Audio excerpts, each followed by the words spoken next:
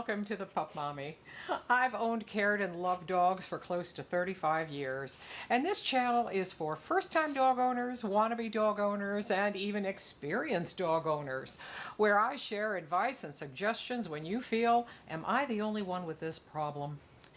Now, this video is for all of you out there who are thinking of adding to your pup family. You already have a pup, and now you're thinking about adding a second dog. But should you? And are you really ready for another dog? Well, let's get started and see. You know, coming from multiple dog family for over 20 years, starting with one, then two, then growing it to three, and adding a fourth, well, I sure can speak from plenty of experience. Plus, I'm a one-person household, so I know the daily rigors of caring for multiple pups, a house, and a full-time job. But let's talk about you. Now, getting a second dog is going to depend on two important factors. The first being you, as in do you, and if you have a family, have enough time for another dog, and can you afford a second dog? And the second factor is, of course, your pup and its personality. But notice that I didn't include the age of the dog. You know, there is also the reason as to why you want a second pup. Now, for me, when I decided to get my second pup, it was because of guilt.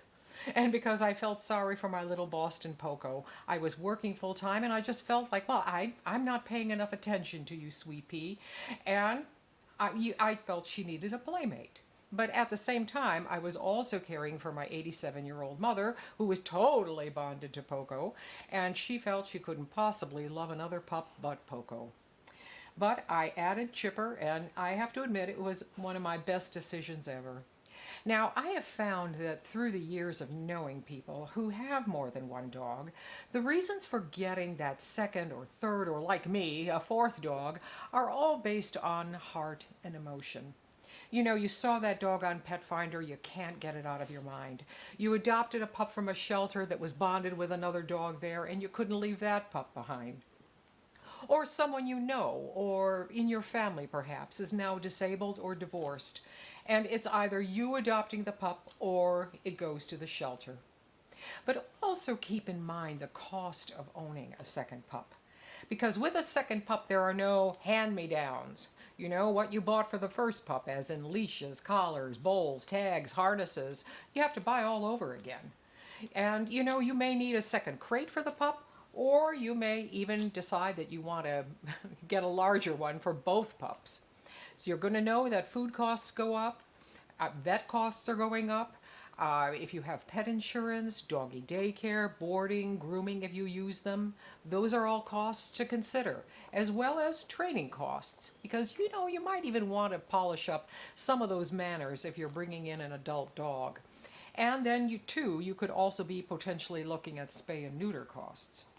Now, I will say this in summary.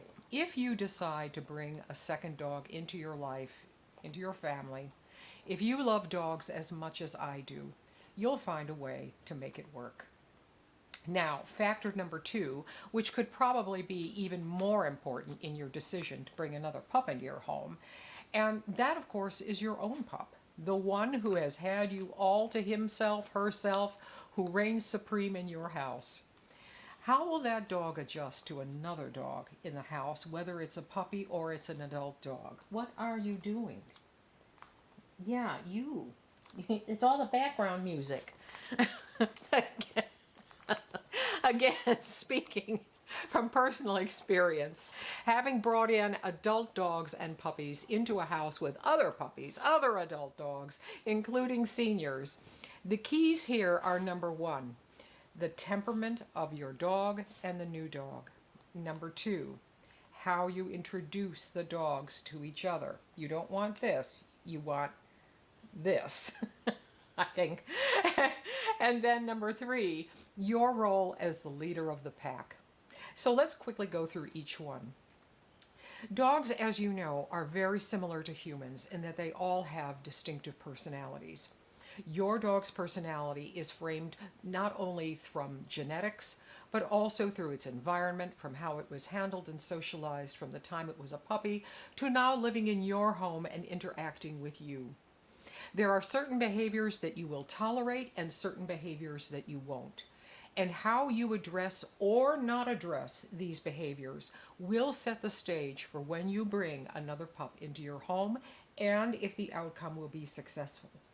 Keep in mind that dogs are pack animals and that there is a hierarchy between them, even if you only have 2 dogs.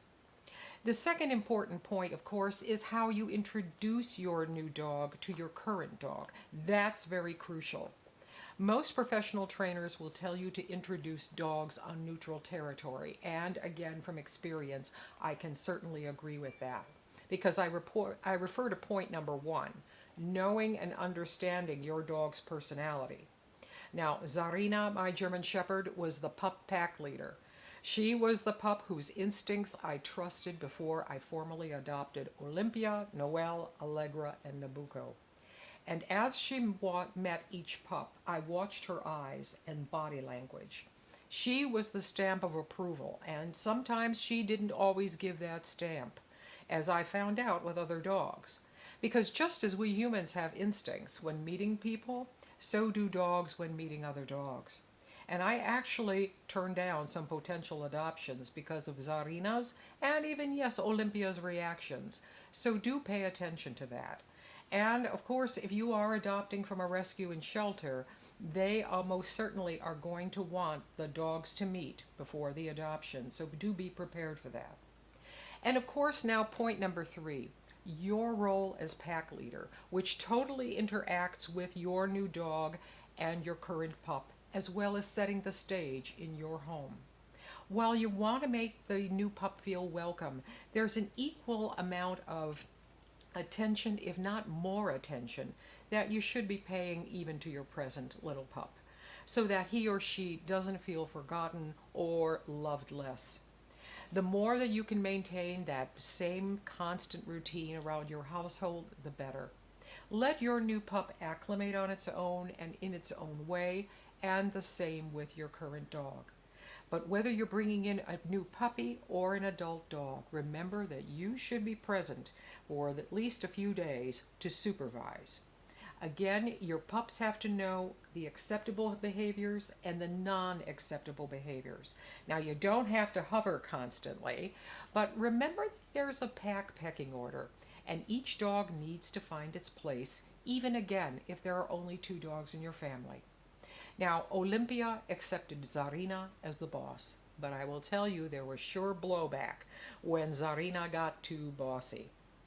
So is a second dog right for you at this time? Well, I will say this too. Some people, family members, friends may say to you, yeah, you've got a happy family. You don't upset the apple cart. And that certainly can be true. But remember to think about this very carefully.